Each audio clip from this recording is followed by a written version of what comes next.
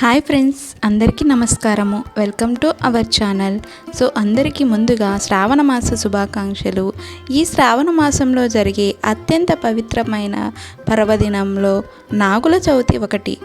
అందరికీ నా తరపున నాగుల చవితి శుభాకాంక్షలు. ఈరోజు ఈ వీడియోలో మనం నాగుల చవితి విశిష్టత, నాగుల చవితి సందర్భంగా ఆచారాలు, నాగుల చవితి జరుపుకోవడం వల్ల కలిగే లాభాల గురించి ఈ వీడియోలో తెలుసుకుందాము.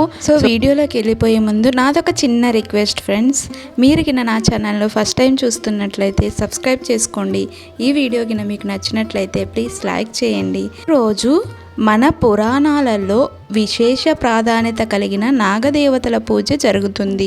పామును భగవంతుడి రూపంగా పరిగణించి భయంతో కాదు భక్తితో పూజించడమే ఈ వ్రతంలోని విశిష్టత. హిందూ మతాలలోని అనేక దేవుళ్ళు పాములకు దగ్గరి సంబంధం కలిగి ఉన్నారు మరియు హిందూ మతంలో పాము ఆరాధనకు ముఖ్యమైన స్థానం ఉంది. శివుడిని నాగభూషణం అని కూడా పిలుస్తారు మరియు మెడలో పాము చుట్టబడి ఉన్నట్లు చిత్రీకరించబడింది. అయితే విష్ణువును శేషతల్పస్థాయి అని పిలుస్తారు. సర్పదేవుడు అతని మంచంలా ఉంటాడు. గణేశుడిని నాగ యజ్ఞోపవిత అని అంటారు. కుమారస్వామిని నాగస్వరూప అని కూడా పిలుస్తారు. దేవతలు మరియు రాక్షసులు అమృతం కోసం సముద్రమథనం చేస్తున్నప్పుడు ఒక పామును తాడుగా ఉపయోగించారు. ఈ ప్రక్రియ హాలాహలం అంటే విషం బయటపడింది. ఇది ప్రపంచానికి తీవ్ర ప్రతికూల ప్రభావాలను చూపిస్తుందని శివదేవుడు ఆ విషాన్ని మింగి కంఠంలోనే దాచాడు. అందువలన ఆ కంఠం నీలం రంగులోకి మారింది.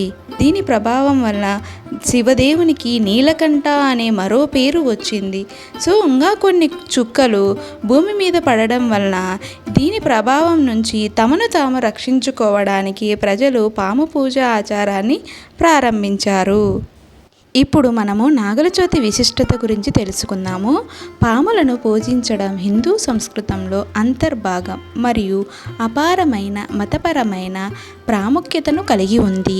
గ్రామీణ ప్రాంతంలో ముఖ్యంగా వ్యవసాయ సమాజం పాములను అనేక అంశాలలో ఉపయోగకరంగా భావిస్తారు.